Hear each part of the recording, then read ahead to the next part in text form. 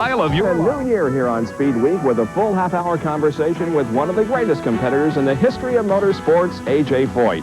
ABC's Paul Page will be joining Larry and me for what should be an exciting half hour.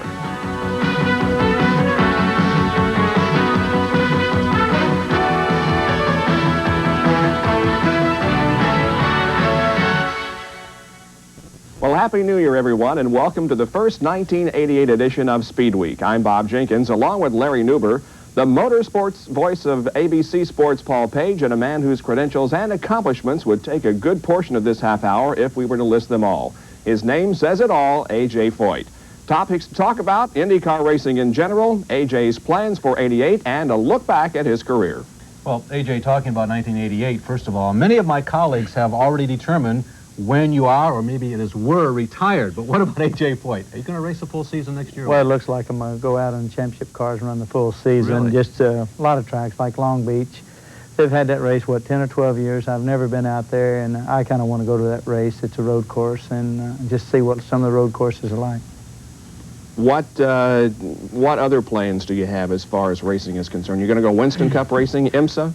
Well, yeah, the first race there will be the 24-hour race. I'm looking forward to that. And actually, then the next race will be the Daytona 500. Paul, so many people have commented about where A.J. is in his career, and you have watched A.J. closer, longer than any of us. Where is A.J. in his career? Does he have a shot next year? Well, when I first started watching him, when I did my first Indy in '77, A.J. won the first time I called Indy.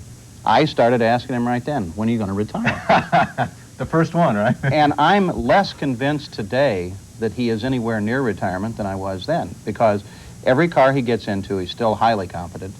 And it seems to me, too, that there are still venues beyond the Indy cars that once a driver gets to the point where perhaps the Indy car is no longer viable for him, and that's not true of A.J., but where he can step into an IMSA car or an SCCA Trans Am or something like that and continue racing almost forever. But I don't believe A.J. is anywhere near it. A.J., when you look back at what you have accomplished, what's been the highlight of your career? Can you name one thing specifically? Well, really, it's hard. I guess the first thing I would have to say was every race driver's dream is to qualify and just make the Indianapolis 500-mile race. That was really my dream when I was racing at Playland Park in Houston, Texas, which has been a couple days ago. But then after that, naturally, you know, to try to win Indy. And I have been very fortunate through my career to have a lot of victories. It's been a great pleasure. But still, I look at every race that I was at last, just like Atlanta, the Winston Cup. Very disgusted. It has to be the worst stock car race I've ever driven in. And we were just all messed up. You're going to have days like that. But I look at the race I left is how I feel about racing. And I felt like this inspired me to go racing on more of a full scale than what I have been and kind of picking my race. I'm still going to pick them, but I want to get back active in the Indy cars a little bit more because I've laid off and had excuse for this and excuse for that, but there'd be no more damn excuse. I just got to get out and get to work, that's all. Now, A.J. is known for being reserved with his opinions. Speaking about your plans for 1988 and reflecting back on your career, we talked a little bit before we started this show here about the comparison of the drivers from the 1950s and the 60s and the 1980s. Where do you see that, A.J.? Well, I think you've got probably just as good as drivers today as you had back in the 50s, but the only thing in the 50s, you did not have the margin that you have today. When you made a flying pass on the outside, you had to make sure that you kind of knew where you was going, because if you didn't, you either did not ever go racing again, or they put you 6 foot under, or you said, man, I was lucky to get away with what I got away with. But today, which is safer for everybody, I think it's put a lot of false courage in a lot of race drivers. And what I'm talking about, they'll take a flyer on somebody if they not quite sure they have the distance, they clip a wheel or something, they go in and brush yourself off. Where before some of the guys did, but probably 90% of them usually took a trip to the hospital, spent a little sheet time and said, man, I got to make sure next time that I've got the guy measured just right. I think that's one of the things that's against some of the racing today. It makes them a little bit braver than they were in 50s. Not that they're running that much faster, but they got that much more safety margin built in, and so they stretch it that much further, which I've done the same thing. A lot more to talk about with A.J. Foyt, and we will be back with more conversation with him, Paul Page, in our New Year's special edition of Speedweek. Stay with us.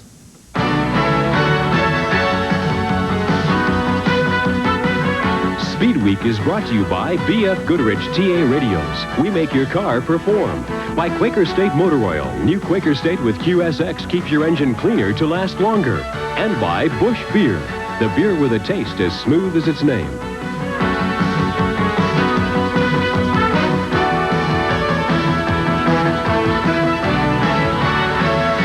I want to ask Paul Page, and AJ for that matter, about the changing face of IndyCar racing in the 1970s, now the 80s, and on into the 90s.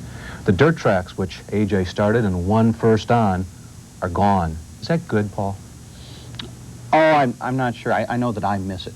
I miss that continuity. I miss watching a guy start in the midgets and work his way up and finally see him make Indy. Ray Hall really became our first guy that came out of another venue with a different set of skills. He was the first to come in and prove to us that we needed someone who was competent on the ovals and on the road courses. You know, we tried to straddle that for a while. And it seemed that guys who were stuck in the oval game were no longer going to win in the Indy cars. I think there's a concern today, at least I have it, that we don't have a record on a lot of the guys who are coming up like we used to. It used to be you'd come into USAC, everybody'd watch you, the veterans would take a look at you, they'd know who you were and how you drove, and they'd watch you come up through the sport. Now, it seems that somebody with a year or two in IMSA or an SCCA and enough money can step into about anything he wants to drive. I'm not so sure that that's bright. The American Racing Series has tried to fill that gap. You know, that's a whale of a step to come out of a Super V and suddenly into a turbocharged high-velocity rear-engine car like an Indy car. And I still think we need a middle road there, and we need plenty of time to check the guy out before we put him up in an Indy car. Talking about the dirt cars, do you miss that kind of racing, and is there a possibility that you might do it again? They are, after all, a lot safer than they were when you drove them full-time. Well, that's quite true. I really do miss it because, just like Paul says, I got to agree with him. Probably half the field the last 3 or 4 years in Indianapolis, if somebody asked me about their career or something, I'd have to say, well, I really don't even, I've never heard of the guy.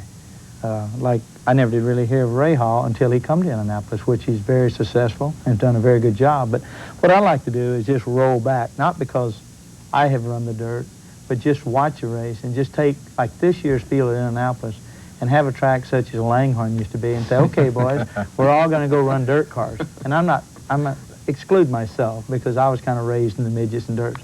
But just put them all on a dirt track for the first time, I think it would be the show of the year. I really do. I think it'd be fun. I think Paul would have to agree with me. I'll be there to call out. AJ, you and Johnny Rutherford and Al Unser are among the, and Mario, the only few left who had the experience on the dirt racetrack. Put your mind back in time to, let's say, 1965. Do you feel differently when you approach the starting lineup of an IndyCar race with the people you now have to face than what you did back then? Well, I think it's a different clientele completely. Back then, we all run, you know, like maybe we'd run midgets one night, sprints one night. Yeah. We run maybe 3 or 4 times a week. When we call slowing down, we would first come up, we'd run 7 nights a week. A lot of times you run with these guys once a month. And like Paul said, a lot of them you don't know that much about. Now, if it's me and Mario or Johnny or some of the Al or et cetera, some of the guys you know, you're starting right beside and you kind of know. But some of the boys that you don't know much about, and first time starting with them, you really don't know what to expect when they do drop the green. You know they want to win, you know you want to win, but you have no earthly idea, you know, what's going to happen when the green goes down, because some of them, I think, take their helmet bag and leave their brains back there in the helmet bag when they put the helmet on. I mean, I've had that occasion happen to me a couple of times. Now, see if you can draw something out of AJ. Who, in your opinion, who have you seen in the past couple of years that you think could be a potential 4-time winner of the 500 like yourself? Well, I don't know. I think Rick has still got it. I think Ray Hall. That's 2, I'd have to say, right there. Is there anybody young that you see doing real well in their career? Well, like Michael Andretti's doing real good, and Al Unser Jr. Are the 2 that I would pick far above the young generation coming up at the present time. There's still some other young ones that's got a great future. But them 2 there is show that they are race drivers and they know how to win. Paul, how about your opinion in the genre of a Davy Jones or a John Andretti? Is there anybody else that you see that has the potential at least becoming a very competent Indy racer in the future? Well, you just mentioned one of my favorites, and obviously one of AJ's favorites is Davy Jones. I think he's an incredible man, more than just a driver. I remember a time at Silverstone with Davy. We were at a motorcycle race, Grand Prix bikes, and Davy came over and introduced himself, you know, knew who I was, took the time to spend some time with me, showing that he's savvy, you know, to the business side of the situation. He was making everyone aware of his presence. My greatest disappointment this year is that Scott Pruitt is not taking a step up. You know, he's going to a GTP, but I think Scotty is ready. You know, he took the Formula One ride. I'd really like to see Scotty get an IndyCar ride as well. I think he's ready. Those guys, I don't mind watching that step up because I think they have paid their dues. Those are the two that I watch the most. In our next segment, we're going to be showing you some historic video featuring A.J. Foyt, and we'll continue our conversation with him. This is a New Year's edition of Speedweek. Stay with us.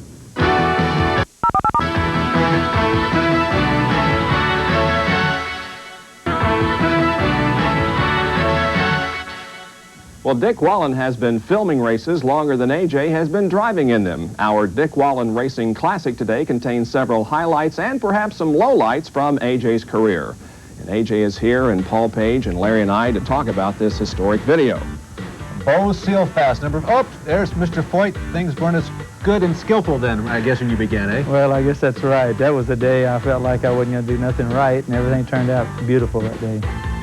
Almost getting upside down there. AJ, what's your first recollection of running against what you would consider to be truly professional competition for an open wheel?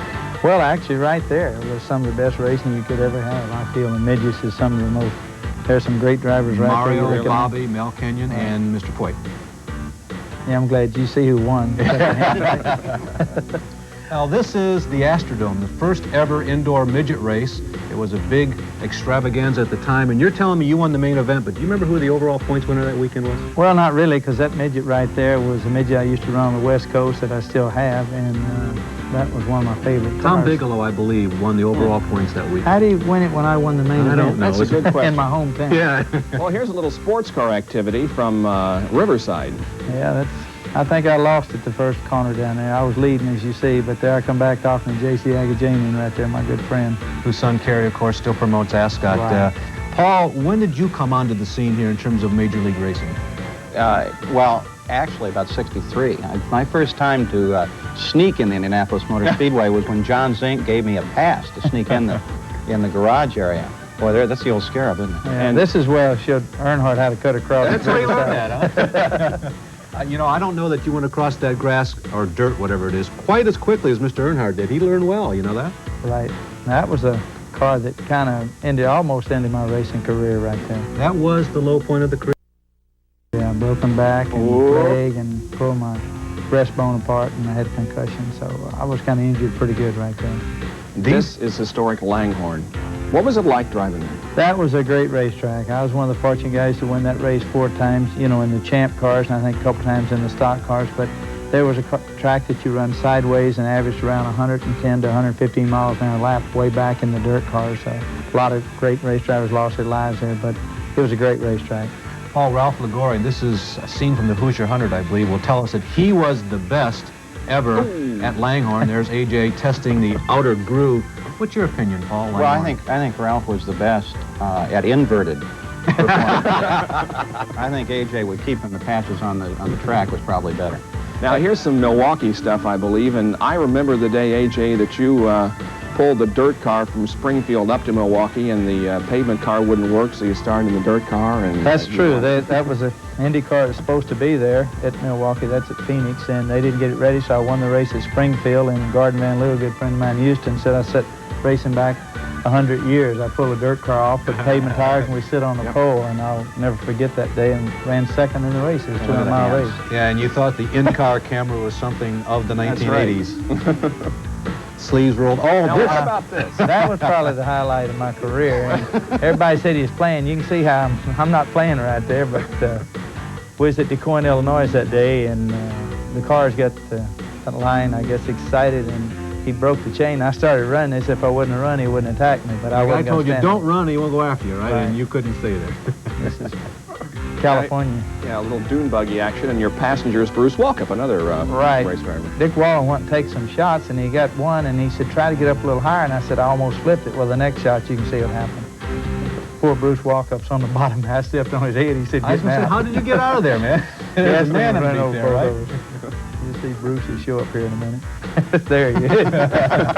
And of course, Bruce is a very active businessman in the state of Indiana now, a man who once sat on the pole for the Hoosier 100. He came out and set a brand new track record in a Ford-powered dirt car with a roll cage. But those are some of the highlights and a few of the lowlights from A.J. Foyt's career, which has been truly one that has been remarkable. And when you look back at the career, was there a turning point? Was it making that first Indianapolis 500 in 1958? Was your father's encouragement way back at the age of 5 and building you a midget racer? But was there one moment you think, this is where it happened? Well, I would think probably making it, and I think one of the turning points in my career was when my father was dying and wanted me to go back to run the 24-hour races. Was fortunate enough to get him Preston Henn's Porsche and win it and take the trophy back to him, you know, while he was in the hospital. And like I said, if I never won another race, I could never holler or cry about it, because that was probably one of my highlights of career, to leave the hospital and then bring him back a trophy. So, like I said, if I never win again, I could never holler. You know what I wonder about? One of my favorite wins. You look at all these old cars that you were in, and you go out to the Hall of Fame Museum and you look at those cars. Do you look at them now and say, whoa, I had no idea that thing was as unsafe as it was? Well, not really, Paul, because I look at them that run before my time, and it really scared me. And I take my hat off to the men back like Ray Hoover and some great drivers. I don't know. They had to be like giants to turn them cars, because there's no way I could drive them. And no seat belts, no roll bars, little bitty tires. To me, I take my hat off to them men, the pioneers of automobile racing, because they had to be great, great sportsmen. Well, some interesting emotional moments from A.J. Foyt that I suppose a lot of us might not really expect. Bob will be back in a moment with all the latest news from the world of motorsports. Travel arrangements made through Eastern Airlines. Whether you're traveling to Florida for business or pleasure, chances are Eastern's going your way. At Eastern, we've got your summer. The annual Goodyear Auto Racing Attendance Survey has been released. 257 events within 15 North American Racing Series were monitored, and the statistics show overall attendance up 11% over 1986. Per event, attendance increased 9%. Winston Cup led in total attendance with 2.5 million during 29 events. Kart's 15 events was second in overall attendance with over 2 million, but that includes the Indianapolis 500. NHRA drag racing attracted over 1 million spectators during 14 events, and fourth on the list is Super V's. In 12 races, that series' total attendance was 966,000. Super V races are conducted in conjunction with other major events. The World of Outlaws Sprint Car Series was fifth on the list with over 920,000 total attendance in 69 events. The American Auto Racing Writers and Broadcasters Association has selected their 1987 All-American team. Dale Earnhardt, Bobby Rahal, and Steve Kinzer were repeat winners from 1986. Others selected include Bill Elliott, Indy 500 winner Al Unser, IMSA's Chris Cord, and Chip Robinson. Scott Pruitt, Kenny Bernstein, Bob Glidden, ASA champion Butch Miller, and Pro Rally King John Buffum. The Mexican Grand Prix Formula One race has been canceled by the organizing committee. The move is a result of the government's new economic program put in place to control soaring inflation. The Paris to Dakar Rally started today, Friday. Over 1,300 competitors will race 8,000 miles for the next 21 days. Audi will enter Trans Am racing in 1988. All-wheel drive Quattros will be driven by Hurley Haywood, Walter Worrell, and Hans Stuck.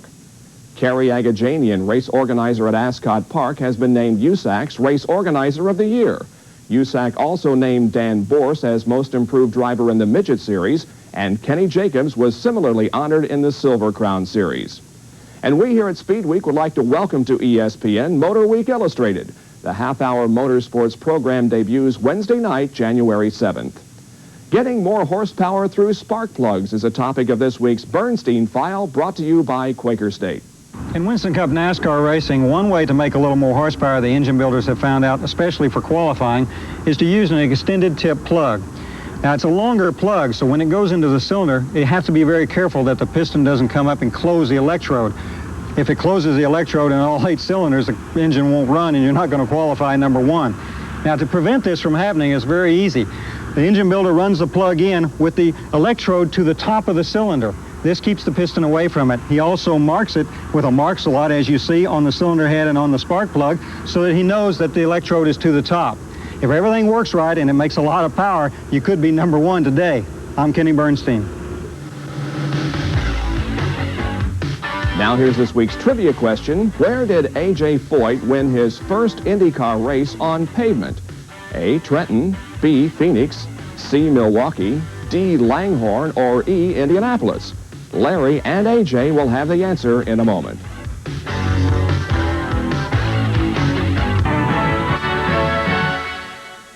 Well, who best to answer than A.J. himself? Now, he's only won 67, so you'd think he'd have every one of these wins locked into memory, but we kind of surprised him with the answer, A.J.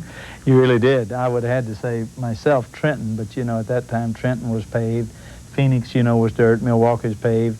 And I don't recall if Langhorne was paved in 61, but later they paved it. But believe it or not, the first win was Indianapolis Motor Speedway in 1961. The first pavement win at Indianapolis, Paul Page. Can you believe that? I was shocked when you did it, too. I would have said a Trenton for sure. So.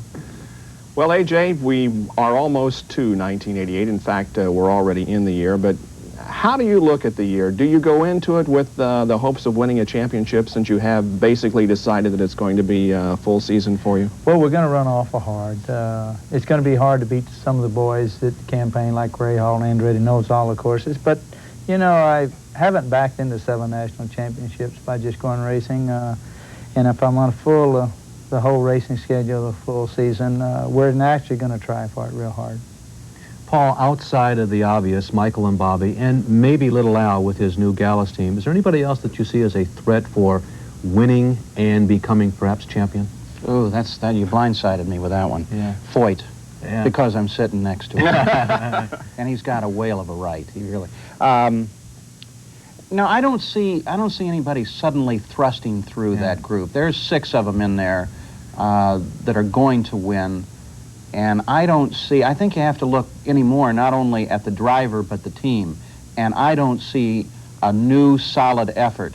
But of course we haven't started testing yet. And last year at about this time I predicted Guerrero with his first win. I still say, and I hope he gets a ride, that Jeff Brabham is going to do it. Gentlemen, thank you very much for the previous half hour. We have appreciated your joining us here, and we wish you both luck in your endeavors in 1988. Thank you for joining us for our first edition of Speedweek in 1988. We look forward to a very exciting year, and we hope you'll be with us next week when we resume our regular Speedweek. So long, everyone.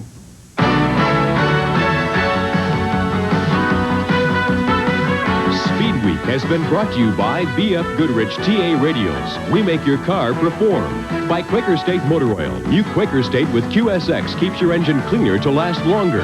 And by Dodge Cars and Trucks. For performance on road and off, it's gotta be a Dodge.